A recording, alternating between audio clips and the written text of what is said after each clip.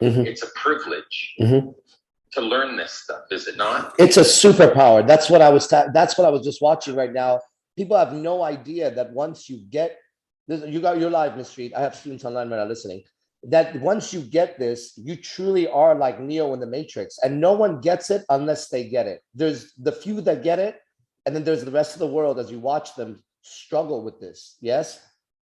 Yes. I've seen those videos where a soldier comes home and their loved one comes running up and hugs them. Right. What about the soldiers who come home to nothing? There you go.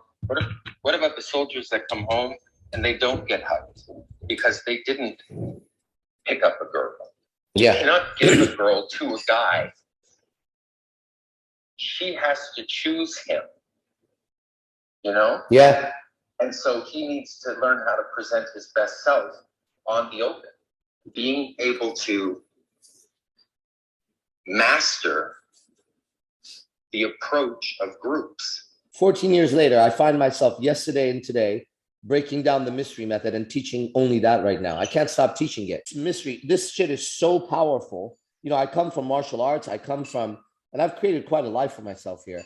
And this is it, because when I go back to it, you know, I don't know how you figured it out, but you know, you're one of those Einstein Tesla motherfuckers that's around with people just can't see because I don't know what their problem is, honestly. But for me, I've set everything behind, and this became my chosen art because it underlies every other fucking thing that we do. We are men who have doors open to us in any ethnic place. I mean, it doesn't matter. The man who knows how to get the woman as a skill level is how much is he worth really, and who could pass that on.